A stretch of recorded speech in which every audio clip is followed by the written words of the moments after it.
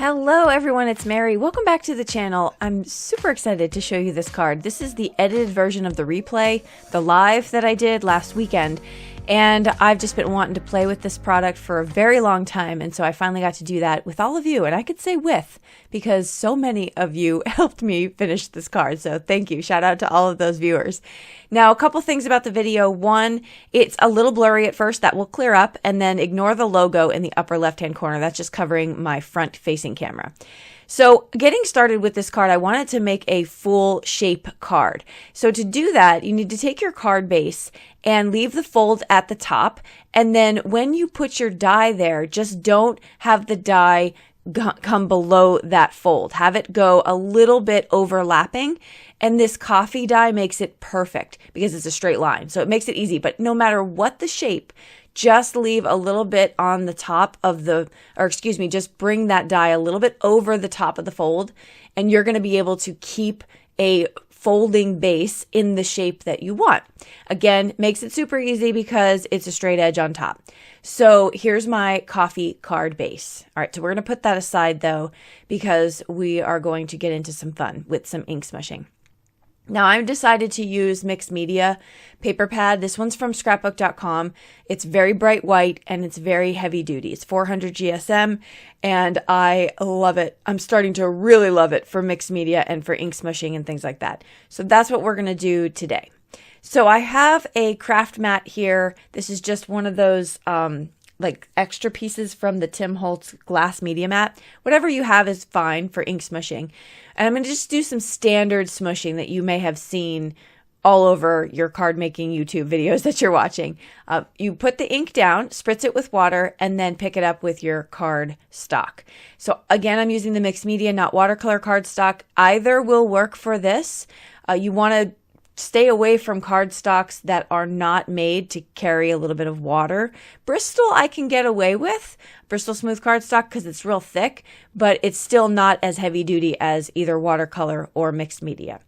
So I'm going to go back in for some layering. That's what I'm doing. I'm drying the panel and then I'm going back and just layering up some more colors. You're going to get a lot more variance in your colors and that ink smush look is going to be great. So side note, I have my email listed below to join my email list. Sign up for that. Join me. I have free gifts I give you, but I wanted to share that February's class is going to be all things ink smushing. I'm going to show you multiple ways to do it. So not just this one particular way. So much fun planned for that class. So do get on my email list and I will send out that notification for you. Registration's not quite open yet. So I'm going to go in with a darker color here. This is going to be the ground espresso. By the way, I'm using Distress Oxide inks. These are my favorite to ink smush with, but close second are the Catherine Puller inks. So you can use any water-based ink. This is a hybrid, a little bit of pigment, a little bit of dye, or you can just use a straight dye like a Catherine Puller. Lots of options out there for dye inks. You don't have to use what I'm using or stick to one particular thing. And if you're in doubt, try it out. Just have some fun. I'm experimenting here. So I'm going in and just getting a little of those dark brown splatters. There's no rhyme or reason, and you'll never get two that look exactly the same. I think that's what's super fun. Also, if I was making military cards, which I have done in the past, this is the color palette I would likely choose. All right, so I'm going to heat set that one last time. I just like to put that silicone mat under there because it absorbs the heat, and so my black mat doesn't warp up on me because that's a cutting mat below there.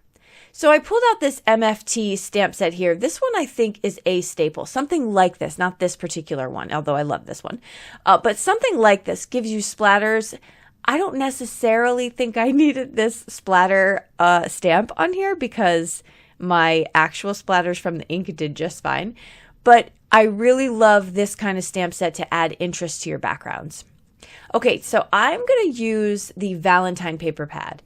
I wanted to have some fun with this, and I thought I could make pink work with a little bit of that green and brown, and so will you be the judge? I think it turned out great, but so that's why I chose that.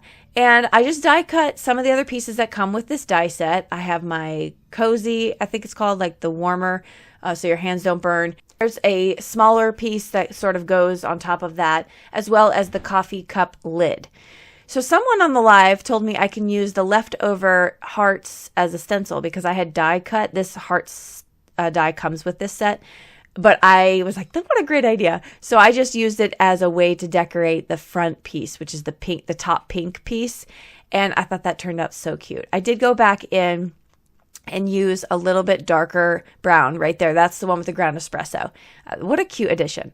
So I love that there's examples on the back of this die set. I love how they did the shadow look. I'm going to copy that for mine. But before I get into that, I'm going to use my scoreboard to add some embossed lines. And then I realized, wait, I'm debossing if I do it that way because I want the embossing to be on the brown side. So I had to turn it over and just make lines with my score tool. Someone asked me if I had an embossing folder with stripes because we were trying to figure out how do I want to make this brown piece a little bit more interesting. Also look like a cozy or I don't even know what those things are called, but you know what I'm talking about. And I didn't have that tool that corrugates it, so that worked perfectly. Okay, I'm going to take some fallen leaves ink here. This is a pigment ink, gives me really nice crisp images, and it's from Versifying Claire. I'm going to stamp out a stamp that I had. It's a coffee set here, and it says, I think it says a little something to perk you up. I think that's what it says. Well, I can't read it. My screen's too small. So there I have my stamp, and now I'm going to go in and make my coffee cup lid. So this is how I do a shadow look, and I love the way this comes out on virtually anything I do. Backgrounds, it doesn't matter. You start with the lightest color, you leave a little bit of white in the middle, you go with the middle color, and then you go with the darkest color. So I'm using walnut stain for medium or for light, ground espresso for medium, and black soot for dark. And look how fun that is. It makes sort of the center glow. So I love doing that with my paper, my cardstock. So I'm going to use a full sheet A2 size of this foam sheet. It's double-sided adhesive on both sides, but I wanted to make my coffee cup pop up on top of its base just to give it a little dimension, and I wanted it to be even across. You absolutely can use just foam tape if you wanted to add dimension, but I go this route because it's a full sheet. I could die cut right through it. Then I'm going to line this up and place that down, saying a tiny bit of a prayer before I do. Because that's hard to do, and it's not like a 90-degree angle corner, so I can't use like the cheat where you put it in your Misty or your stamping platform. All right, so now I'm just assembling the card. This is super simple stuff. Using some liquid adhesive, adding all of my pieces together, and I decide, look at how cute this little embellishment grouping is. I picked this set off of Amazon, I believe, but look how cute. It has a ladybug, a lipstick, lips. Very, very cute for Valentine's Day. So I pick out some of the clay hearts, and I decided those were going to be what made it onto my card for some embellishments. Honestly, I probably had enough going on with this card. I didn't need embellishments, but you know, I have issues when it comes to that. So I didn't know when to stop. So I just put those down with some liquid adhesive, and then I used some Nouveau glaze to add some shine to the hearts, which I love. That is my favorite type of glaze to add to make things shiny. Doesn't take very long to dry, although I definitely put it out of elbow reach and I let that dry. But look how cute, just to add a little shine to the hearts. So that was so fun. Thank you again to everybody who helped me out with making this card. We did it together. It was a team effort. I appreciate you. All right, so I'm almost about to wrap this up. Before we go, I mentioned it earlier in the video, but I wanted to direct you over to my website right here to click classes and events and to check out what we have coming in 2025. I'm so excited about it. You all really had some input into what classes that we're going to be hosting, and it's just going to be a lot of fun. My classes, all except December's class, is pay what you can. As low as $1. I just want to provide community and have some fun together. I also have, there's my link to join my email. And then also you can have some inspiration. Maybe if you're a little stuck, you can click that inspiration photo and head over there and see what cards I've made and then all the supplies that go with it if you're interested in those. All right, that'll do it for me.